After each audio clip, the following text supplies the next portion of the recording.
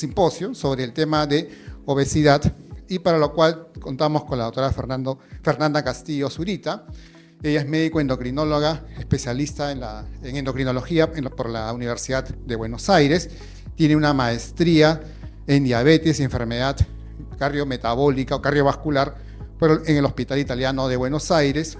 Además, es docente de pregrado y posgrado de la Universidad de las Américas, docente en la maestría de la Universidad Católica de Ecuador. Además, trabaja como médico endocrinóloga en Endocare y en el Hospital Metropolitano también de Ecuador, y ha sido miembro de la Junta Directiva de Diabetes de Pichincha, ¿no? La Sociedad Científica de Pichincha, y además es asesora médica de Novo Nordisk. Con ustedes, la doctora Castillo. Muchísimas gracias, muy buen día a todos. Primero, de parte de Novo Nordisk, darle las gracias a la Sociedad de Endocrinología, el espacio al doctor Roca y al comité.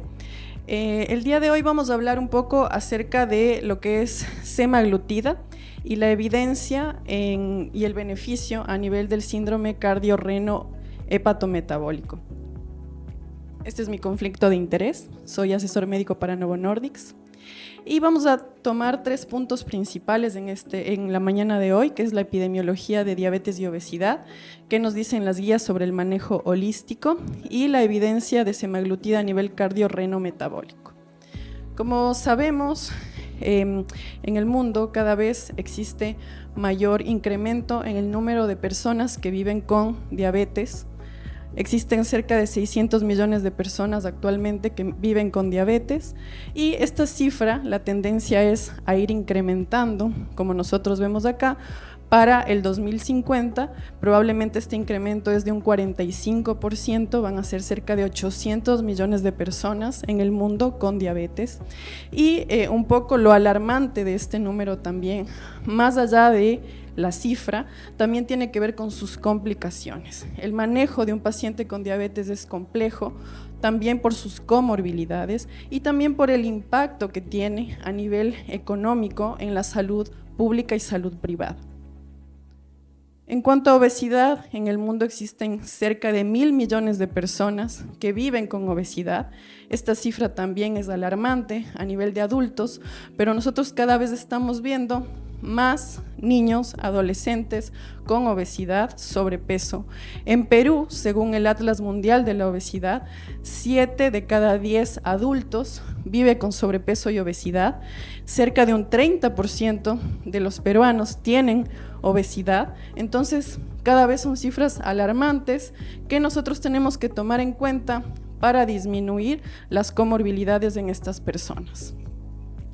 Más allá de ver a la diabetes y a la obesidad como algo independiente, individual, nosotros deberíamos ver a la diabetes y a la obesidad como un todo, ¿no? Porque cerca del 85 al 90% de los pacientes con diabetes viven con sobrepeso, viven con obesidad y están formando parte de lo que es el síndrome que se conoce como cardiorreno-metabólico, y yo por acá le puse la palabra hepato también, porque estamos viendo cada vez más pacientes con enfermedad hepática asociada a disfunción metabólica. Entonces, si nosotros vemos en la parte inicial, cuando un paciente con disfunción metabólica sin ninguna comorbilidad está en el estadio 1, pero a partir del estadio 2 ya tenemos a pacientes que tienen complicaciones a nivel metabólico, alteraciones de la glucosa, de la presión arterial, a nivel renal, a nivel hepático, y posteriormente, si el paciente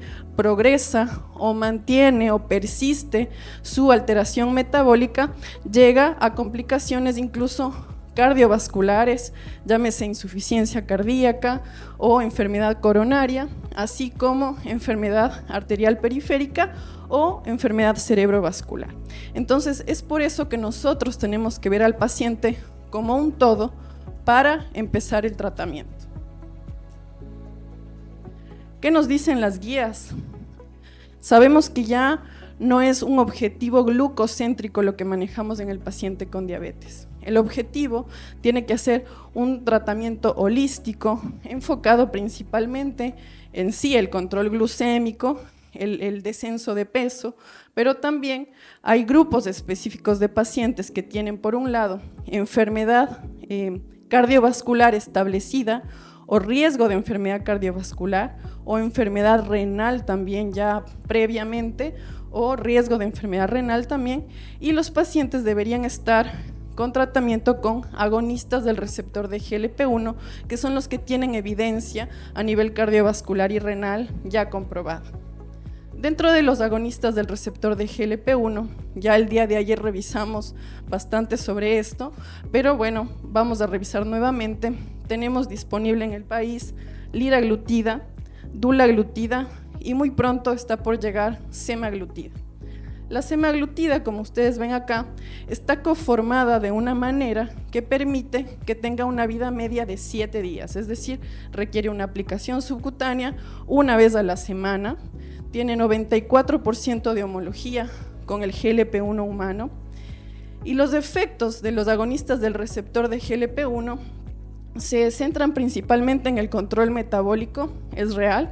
A nivel del páncreas estimulan la función de la célula beta, estimulando la producción y secreción de insulina, pero también disminuyen lo que es a nivel de la célula alfa la producción de glucagón y disminuye la gluconeogénesis hepática. A nivel de todo el organismo es súper importante mencionar que hay una disminución de lo que es la inflamación crónica y la lipotoxicidad, y esto genera beneficios a nivel hepático, a nivel del cerebro, a nivel renal, y también, bueno, tiene su efecto a nivel gastrointestinal y de saciedad, que hace también que el paciente disminuya de peso. Pero lo que vamos a revisar el día de hoy justamente son los beneficios cardio, reno, hepatometabólicos, y para esto vamos a empezar con lo que son los beneficios de semaglutida de 1 miligramo a nivel cardiovascular. Entonces, hay diferentes teorías de por qué se encuentran los beneficios cardiovasculares de los agonistas del receptor de GLP-1, y como ustedes pueden ver acá, existen receptores de GLP-1 a nivel del miocardiocito y a nivel del endotelio vascular, que van a ser, digamos, los causantes de estos beneficios. A nivel del miocardiocito se ha visto que el corazón tiene una mejor función, esto principalmente por la disminución de la producción de especies reactivas de oxígeno, lo que va a terminar generando cardioprotección. Y a nivel del endotelio vascular también va a haber un incremento, un aumento de células endoteliales progenitoras, una disminución de especies reactivas de oxígeno que van a terminar generando angiogénesis, vasodilatación, un mayor efecto antiinflamatorio y antiagregación plaquetaria. Entonces, esto es una de las teorías de por qué se ha visto beneficio de semaglutida de los agonistas del receptor de GLP-1 a nivel cardiovascular. El estudio SUSTAIN 6, que el día de ayer también ya revisamos un poco, en este estudio es el estudio de seguridad de semaglutida en pacientes con diabetes. Acá ingresaron más de 3,000 pacientes a recibir semaglutida o placebo, y eran pacientes que tenían diabetes con hemoglobina glicosilada por encima de 7, que tenían mayores a 50 años con una enfermedad cardiovascular establecida o mayores a 60 años con factores de riesgo cardiovascular. Y el objetivo era demostrar la seguridad de la molécula y el tiempo a la primera ocurrencia del MACE, que es infarto agudo de miocardio no fatal, ACV no fatal o muerte por causa cardiovascular. Estos pacientes, como nosotros revisamos acá, eran pacientes con una edad media de 65 años, con una hemoglobina glicosilada de 8.7%, que tenían un peso aproximado de 91 kilos, eran pacientes con enfermedad arterial, enfermedad cardiovascular establecida. Cerca del 83% de la población de este estudio ya tenía o infarto agudo de miocardio, o insuficiencia cardíaca o accidente cerebrovascular. Y a pesar de ser esta población con ya enfermedad cardiovascular establecida o alto riesgo de nuevamente presentar un evento, lo que se logró ver es que en el grupo de semaglutida hubo una disminución del riesgo de MACE en un 26%. Asimismo, sabemos que semaglutida es un fármaco potente en lo que es disminución de la hemoglobina glicosilada, con una reducción de 1.4 en este estudio, puntos porcentuales, y también reducción del peso en los pacientes que estaban bajo tratamiento con semaglutida. Entonces es importante quedarnos con el mensaje de que semaglutida en pacientes con diabetes logró una disminución del riesgo de MACE en un 26% y asimismo en un subanálisis renal se encontró una reducción del riesgo de progresión de enfermedad renal en un 36%. El estudio STRIDE es un estudio que se publicó este año en donde se evaluaron pacientes con diabetes y enfermedad arterial periférica. Fueron cerca de 800 pacientes que tenían hemoglobina glicosilada por debajo de 10, pero tenían además claudicación intermitente y dolor a distancia entre 200 y 600 metros, con alteraciones a nivel del índice tobillo-brazo. Estos pacientes fueron aleatorizados a recibir semaglutida o placebo durante 57 semanas en total, y el objetivo era comparar principalmente si mejoraba la capacidad funcional y el dolor en estos pacientes con diabetes y con enfermedad arterial periférica. Y lo que se encontró, una vez más, vemos que semaglutida mejoró un 13% la distancia máxima caminada de estos pacientes y además logró en un 11% mejorar de forma significativa la distancia caminada sin dolor, algo que es muy importante ya que nuestros pacientes con diabetes y enfermedad arterial periférica tienen pocas opciones de manejo de este tipo de patologías. En cuanto a semaglutida 2.4, vamos a revisar igualmente la evidencia en beneficios cardiovasculares. Y vemos acá el estudio SELECT. Este estudio específicamente ya es en pacientes con obesidad, sobrepeso, con índice de masa corporal por encima de 27, pacientes mayores de 45 años con enfermedad cardiovascular establecida y sin diabetes. Y lo que buscaba este estudio es demostrar si semaglutida de 2.4 miligramos lograba reducir la incidencia de MACE de 3 puntos en estos pacientes. Si nosotros vemos acá la población de estudio, fue cerca de 17.600 pacientes los que ingresaron y fueron aleatorizados a recibir semaglutida o placebo.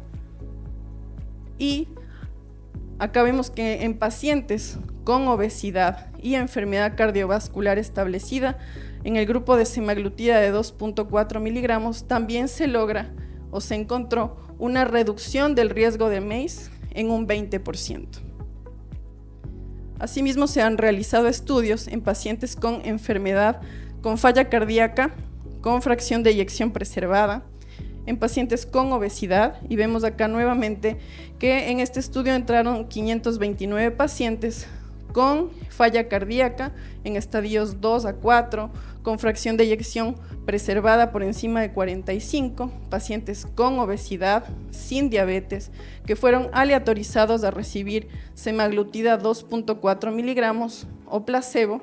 Y lo principal o lo que quisieron evaluar es su función física y los síntomas asociados a lo que es falla cardíaca.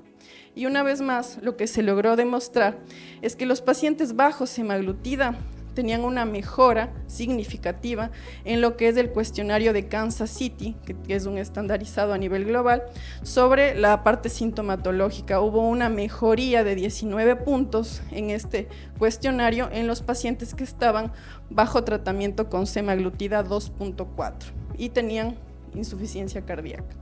Y nuevamente se logró un aumento significativo de lo que es la distancia caminada en 6 minutos en 29 metros en comparación a placebo de 8 metros en pacientes que estaban bajo tratamiento con semaglutida 2.4 miligramos.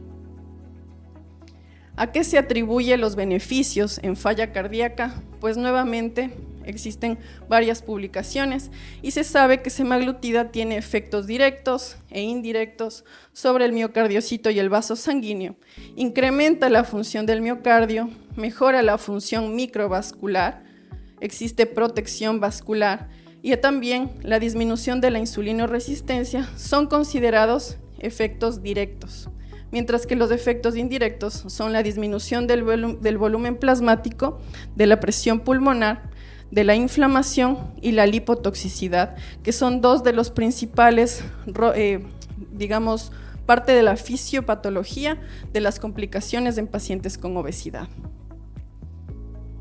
Después tenemos los beneficios a nivel renal, y esto se ha confirmado con semaglutida de 1 miligramo. ¿Cuáles son los beneficios a nivel renal de semaglutida? Tiene nuevamente mecanismos indirectos y mecanismos directos. Dentro de los mecanismos indirectos vemos cómo al mejorar la glucosa, a mejorar el peso, la insulinosensibilidad y la presión arterial, los pacientes van a tener mejor efecto a nivel de la nefrona, al igual que los mecanismos directos que tienen que ver principalmente con disminución de la inflamación, de la lipotoxicidad, la mejora en la parte hemodinámica y también tiene un efecto sobre la natriuresis a nivel del túbulo proximal y a nivel del túbulo distal en un cotransportador que se le llama NH3, que genera justamente esta natriuresis de semaglutida a nivel renal. Y para eso se realizó el estudio FLOW, que es un estudio en donde buscaban evaluar qué es lo que hacía semaglutida en pacientes con diabetes y enfermedad renal ya establecida. Acá ingresaron pacientes, con hemoglobina glicosilada por debajo de 10% y que tenían tasas de filtrado glomerular entre 25 hasta 75. Y asimismo tenían una relación albúmina-creatinina que iba entre 300 hasta 5.000. Estos 3.500 pacientes que ingresaron a este estudio FLOW pasaron a aleatorizarse para recibir semaglutida hasta 1 miligramo o placebo durante el tratamiento, y lo que se buscaba era el objetivo a nivel renal en cuanto a progresión. Estos pacientes, el 93% de la población, eran pacientes de alto riesgo de progresión de enfermedad renal, como vemos acá. Tenían tasas de filtrado entre 30 a 59 la mayoría, y eran pacientes que tenían igualmente albuminurias por encima incluso de 300, pero la mayoría de la población estaba en esta fase de población de alto riesgo. Y a pesar de que eran estos pacientes de alto riesgo, se logró encontrar una disminución del riesgo de MARE en 24%, es decir, una disminución del riesgo de progresión de enfermedad renal. Acá están los 5 puntos evaluados, que eran muerte por causa cardiovascular, muerte por causa renal y sobre todo progresión a nivel de la enfermedad renal. Entonces, en pacientes con enfermedad renal y diabetes también se logró encontrar este beneficio. Esta es una publicación de este año en donde nos menciona que semaglutida tiene beneficios a nivel renal y metabólico, principalmente por mejorar la insulinoresistencia, mejorar los niveles de glucosa, reduce peso, adiposidad, mejora el perfil lipídico, disminuye el ratio de albúmina-creatinina, reduce la presión sistólica diastólica, reduce la inflamación sistémica, y esto se ve reflejado en la reducción del riesgo de MACE y la reducción de riesgo de eventos renales. Finalmente, les voy a presentar los beneficios de semaglutida 2.4 a nivel hepático. Se sabe que los mecanismos específicos de semaglutida tienen que ver con mejorar el metabolismo a nivel del hepatocito, disminuyendo la lipotoxicidad y la inflamación que se genera en pacientes con obesidad y que son los causantes justamente de la apoptosis y del daño de estos hepatocitos y de la progresión hacia esteatohepatitis e incluso fibrosis. Entonces, también a nivel hepático hay una mejora de la insulinosensibilidad, una mejora del metabolismo de la glucosa, disminución del peso, disminución de la inflamación y disminución de la esteatosis. Esta es una publicación de este año, en donde en este ensayo de fase 3 se evaluó semaglutida de 2.4 miligramos en pacientes con esteatohepatitis asociada a disfunción metabólica no cirrótica. Y acá vemos cómo la idea era evaluar si es que había algún efecto específico de la molécula en pacientes con más del D, ¿sí? Si es que se podría resolver la esteatohepatitis, si se podía prevenir la progresión de fibrosis hepática, mejorar la rigidez hepática, mejorar el metabolismo de la parte de glucosa, lípidos, inflamación en general y resultados cardiovasculares. El diseño de este estudio ESSENCE se da en dos partes. La primera parte, incluso, que ya es la que se presentó este año, que son 800 pacientes que fueron evaluados durante 72 semanas, es la que permitió que en el mes de agosto la FDA diera la aprobación de semaglutida 2.4 para el manejo de pacientes con MASH, es decir, con esteatohepatitis, porque este es el que permitió demostrar, como ustedes ven acá, que pacientes con semaglutida 2.4 hay una reducción de esteatohepatitis sin empeoramiento de fibrosis en un 63% de los pacientes bajo semaglutida, y asimismo se vio una mejora de la fibrosis sin empeoramiento de MASH en un 37% de los pacientes. Dentro de las conclusiones, lo que me gustaría que se quede con ustedes es que semaglutida es un agonista del receptor de GLP-1 con un 94% de homología con el GLP-1 humano, que el beneficio va mucho más allá de lo que es el nivel de glucosa, hemoglobina glicosilada y peso. Los pacientes con un cuadro compatible con un síndrome metabólico y todas sus complicaciones, principalmente cardiovasculares, renales, hepáticas, se benefician del manejo con semaglutida, considerando el nivel de evidencia que hemos revisado. Se confirma además que semaglutida disminuye el riesgo de MACE, de MARE, en pacientes con obesidad, con y sin diabetes, y mejora además los síntomas de insuficiencia cardíaca, de enfermedad arterial periférica, y se encontró mejoría de esteatosis y fibrosis hepática en pacientes también con obesidad. Y también es súper importante que se quede esto claro, que no es un efecto de clase, es un efecto específicamente de semaglutida, donde se han encontrado en los diferentes estudios estos beneficios. A mí me quedó un mensaje muy claro de la charla anterior del doctor González, en el que, si bien ahora como endocrinólogos o médicos especialistas afines al manejo de diabetes y obesidad, estamos pasando por una época muy buena porque tenemos diferentes opciones de tratamiento con beneficio incluso comprobado. Cada vez aparecen más fármacos en el tratamiento de obesidad principalmente, que buscan mayor pérdida de peso, que buscan por ahí mayor beneficio. Yo siempre pienso que más allá del hecho de buscar esa pérdida de peso, que es importante, hay que buscar evidencia fuerte en lo que es el beneficio a nivel cardiovascular, renal y hepático. Muchísimas gracias. Muchas gracias. Muchas gracias, doctora Fernanda Castillo. Tendremos algunas preguntas. A ver. Buenos días. Para hacer un preámbulo por la pregunta que le voy a hacer, yo soy auditor médico y trabajo haciendo estudios actuariales, y de hecho en este momento estamos haciendo el estudio actuarial para el uso de semaglutida en pacientes asegurados. Y cuando vamos a analizar el costo de los tratamientos, tengo que tener todos estos criterios que usted me ha dicho. En esta presentación hablamos sobre beneficios y estudios hechos de semaglutida, pero cuando hago el comparativo con empaglifosina en cuanto a progresión de enfermedad, los estudios dicen que prácticamente son iguales, pero el costo con empaglifosina es mucho menor comparado con esto. Siempre necesito las 50 semanas y la evaluación va a ser después, inclusive años después. Pero cuando lo hago con empaglifosina, definitivamente mi costo se va más abajo. Siempre tengo que tener en consideración varios factores. Lo que se habló ayer sobre la educación del paciente. Mi principal problema en una compañía de seguros es la prevención por el tema de la educación. Por lo tanto, nosotros somos recuperativos. Eso me incrementa mi costo. Entonces, cuando queremos hacer un programa para usar este tipo de medicamentos, tengo que incluir educación. Es decir, yo te apruebo la semaglutida con una condición. Vienes una vez por semana a unas clases que te voy a dar sobre cómo cuidarte para ser un paciente obeso con diabetes. Pero el tema va, en comparación, ¿por qué tendría yo que decidir sobre semaglutida versus empaglifosina en una sociedad como la que tenemos y sobre todo por los costos?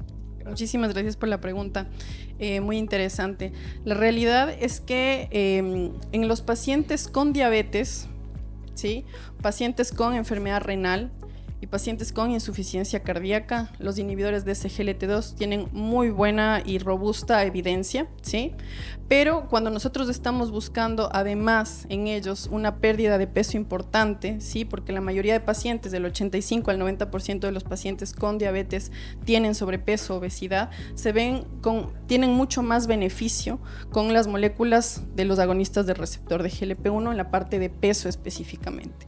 Hablando de una medicina preventiva, ¿sí?, sabemos que el costo en lo que es el manejo de complicaciones, infarto, revascularización miocárdica, hospitalización, todo eso va a mejorar o va a disminuir siempre y cuando el paciente haya estado mejor manejado, ¿sí? Entonces yo creo que nos está faltando a nivel de nuestros países lo que es la medicina preventiva, más que el buscar hacer un tratamiento, ¿sí? Entonces, más que comparar dos fármacos que son muy buenos y tienen beneficio y tienen evidencia robusta, es saber qué perfil de pacientes se benefician con alguno de estos dos fármacos. Semaglutida y los agonistas del receptor de GLP-1, pero en este caso semaglutida, que como les dije no es un beneficio de clase, es un beneficio de la molécula que tiene demostrado por sus estudios estos beneficios.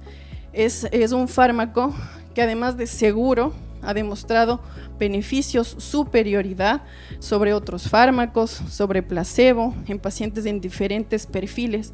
Esto ayudaría a que los pacientes tengan menos fibrosis hepática, menos síntomas de insuficiencia cardíaca, incluso hospitalización, menos enfermedad renal o progresión de enfermedad renal, sí, que eso es de lo más caro en los pacientes con diabetes o con obesidad, sí, el paciente con diálisis, trasplante, etcétera. Entonces hay que buscar una medicina preventiva según el perfil de pacientes. Doctora Castillo, bueno, felicitaciones porque en realidad en media hora resumir todos los beneficios y todas las enfermedades y las comorbilidades que tiene un paciente diabético es un poco complejo. ¿Cómo empezar a titular? Yo tengo un paciente diabético que ya tiene esteatosis, que ya tiene por ahí microalbuminuria, que me dice un alto riesgo cardiovascular, es hipertenso, dislipidémico, no controlado y no educado, ¿no? O sea, estamos hablando de la realidad. Las dosis van a ir viendo los beneficios, ¿de acuerdo? Empiezo a titularlo al paciente, incluso yo tengo pacientes que han dejado de usar la insulina cuando han tenido, digamos, la posibilidad de conseguir el medicamento.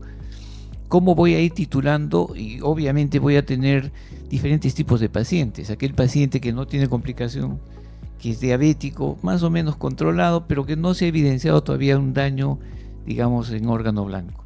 Versus aquel paciente que ya tiene la esteatosis, casi camino, digamos, a una fibrosis, más la diabetes no controlada. Voy a ir titulando cómo comienzo, ¿no? En esos dos escenarios, el nuevo y aquel paciente que ya tiene ya los factores de riesgo y hay daño en órgano blanco.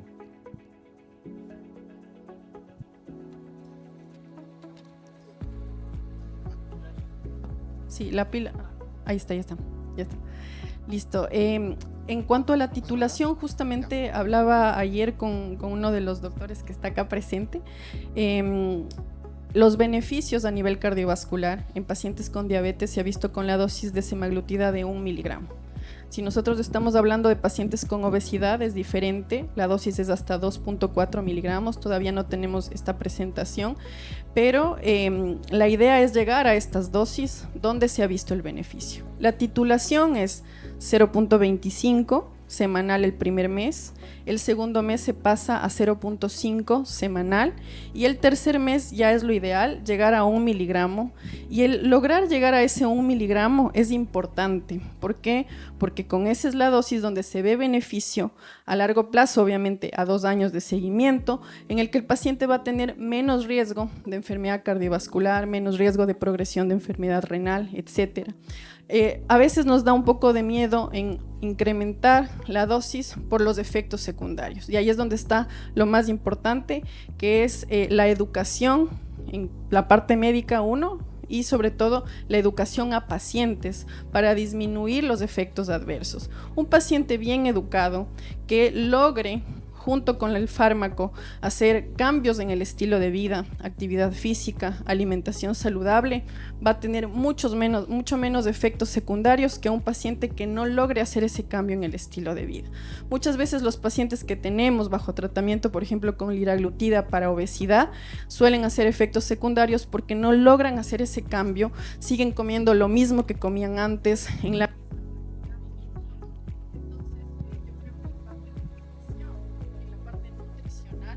fundamental para lograr el incremento de dosis y llegar al objetivo según el paciente. Después de 1 miligramo viene la dosis de 1.7 y finalmente la dosis de 2.4, que es para pacientes con obesidad.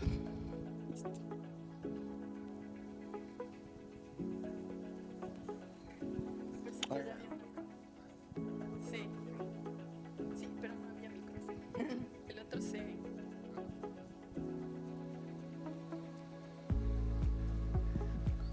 Doctora, felicitaciones por su exposición muy clara. A mí la molécula me invita a pensar, y es la pregunta, ¿en qué paciente que vive con diabetes tipo 2 no usarías un semaglutide como primera línea? Me encantaron las preguntas anteriores, pero lamentablemente la medicina está orientada a responder una sola pregunta. O sea, si yo evalúo un outcome, lo hago contra progresión de enfermedad renal o voy a prevenir y con eso miro costos. Pero esta molécula va más allá del control glucémico y de la prevención y de las 220 complicaciones asociadas a la obesidad o al exceso de peso. ¿En qué perfil de paciente no lo utilizaríamos? Porque en nuestra medicina nosotros siempre apuntamos al que está más descontrolado y no al que verdaderamente puedo hacer un cambio en el corto plazo. Yo realmente, ya hablándoles como endocrinóloga con experiencia con la molécula, les diría que el único paciente capaz al que no prescribiría es el paciente que no puede mantener el tratamiento a largo plazo para los beneficios que necesita la molécula, ¿sí? Si el paciente dice puedo utilizar por un mes, es un fármaco a largo plazo donde debe utilizar dentro de sus fármacos o su terapia crónica. Por ende, el paciente debe mantener este tipo de tratamiento durante lo posible toda su vida, ¿sí? Así que ese sería el único perfil de paciente al que capaz no le prescribiría. Pero después sabemos que la molécula, ¿sí?, a corto plazo logra mejorar la hemoglobina glicosilada, logra mejorar los parámetros metabólicos, como digamos de una forma temprana. Entonces ahí tendríamos que plantearnos qué es lo que buscamos en cada paciente, qué perfil de paciente tenemos frente a nuestro escritorio para lograr esa prescripción, pero la verdad es que todos los pacientes se benefician independientemente de en qué estadio o qué tipo de diabetes 2 tenga, se benefician del uso de semaglutida, con o sin enfermedad cardiovascular. Buenos días, doctora. Una consulta. En el caso de que pacientes que estamos tratando con obesidad, que ya están con sus cambios de estilo de vida, ¿no? Y lo estábamos tratando, por ejemplo, con liraglutide 2.4, 3, ya las dosis máximas, y vemos que no hay un cambio, al menos no lo esperado. En esos casos, ¿es dable el cambio de lira a semaglutide? ¿Podría beneficiarse el paciente de ese cambio? Y de ser así, ¿cómo sería el switch en cuanto a las dosis? Gracias. Perfecto, gracias por la pregunta. Realmente está por llegar semaglutida a dosis de 1 miligramo, cuya indicación es pacientes con diabetes, sobrepeso, obesidad. Así que lo ideal sería mantener al paciente con obesidad bajo tratamiento con liraglutida hasta 3 miligramos, que tiene la indicación en obesidad, y semaglutida de 1 miligramo tiene la indicación en diabetes. Pasa en muchos casos que el paciente sí o sí quiere cambiarse incluso a semaglutida por la comodidad de la aplicación, porque ha visto beneficios, etcétera. No está dentro del inserto y no está dentro de la indicación, pero esto más que nada para que quede claro que sí se puede hacer el switch. Es si el paciente está a dosis plena, el switch es a 0.5, ya no necesitaría la dosis de 0.25, sino la de 0.5 y después 1 miligramo, y como les dije, la dosis en obesidad es hasta 2.4 miligramos de semaglutida semanal. Doctora Fernanda, mis felicitaciones. Yo quiero complementar lo que dijo el doctor. Una pregunta interesante porque él tiene otra visión por lo que es auditor. Entonces, los GLP-1 y los SGLT2 inhibidores pueden ser manejados o dados con, en global, igual beneficio en un paciente con alto riesgo cardiovascular. Ahora, la pregunta es, ¿cuándo debería dar un GLP-1 y cuándo un SGLT2? Entonces, yo voy más allá del peso, porque si me baso en el peso, pues evidentemente claro, es a todos, considerando de que el 90% de los pacientes con diabetes tipo 2 tienen exceso de peso. Sin embargo, voy a sacar el sesgo del peso. Si saco el sesgo del peso, entonces deberíamos dar un GLP-1, un agonista de receptor GLP, como SEMA, por ejemplo, en todo paciente diabético tipo 2 que tiene alto o muy alto riesgo cardiovascular, pero de origen aterosclerótico. Entonces, si es un paciente con enfermedad renal crónica, que se ha infartado, así tenga enfermedad renal crónica, tengo que darle un GLP-1. Pero si tengo un paciente diabético tipo 2, más allá del peso, que tiene enfermedad renal crónica, primero es un SGLT2. Y si tengo un paciente diabético, recién debut, que no tiene alto riesgo cardiovascular, que es un pequeño, es un moderado, puedo dar cualquier fármaco antidiabético.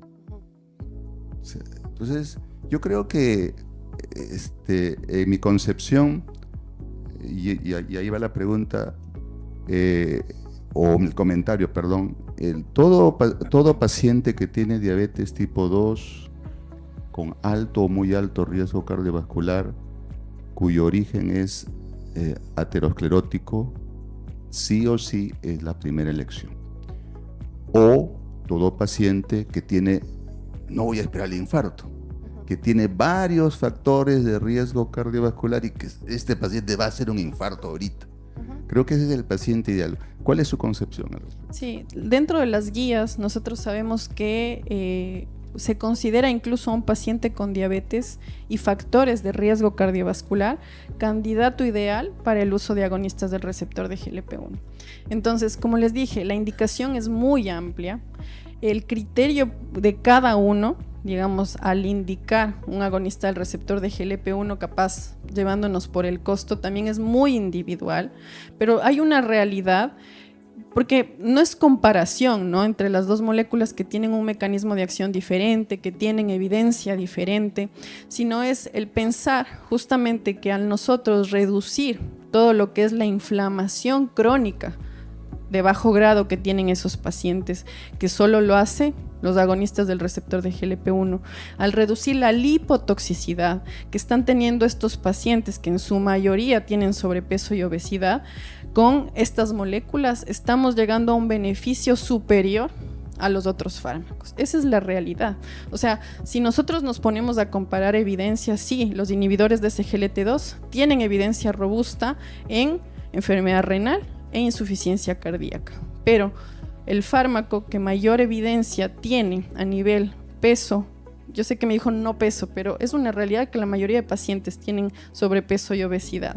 Entonces, si nos vamos a eso, hígado graso, enfermedad renal, enfermedad cardiovascular, ¿sí?, con disminución del riesgo de MACE, de MARE, enfermedad hepática, y sobre todo esta parte que les digo que es fisiopatológicamente importante, inflamación, crónica de bajo grado y lipotoxicidad, siempre vamos a hacer un balance de qué es lo que necesita el paciente. Sí, podrá ser más costoso, pero estamos como hablando de medicina preventiva más que un tipo de tratamiento para prevención secundaria, ¿no? Eso es más o menos a lo que... Solamente es que si yo pongo el peso siempre, da la impresión de que estoy dando este fármaco por el peso y no por la diabetes con su contexto. Porque en un paciente diabético que tiene normopeso tipo 2, que tiene enfermedad crónica, tengo que darle un GLP-1. Creo que esa es la... Tal cual, pero como hablábamos de pacientes incluso que tienen diabetes leve, entre comillas, sin enfermedad cardiovascular y que por ahí solamente es la diabetes su problema, ¿sí? Por decir así, también se ven beneficiados del agonista del receptor de GLP-1.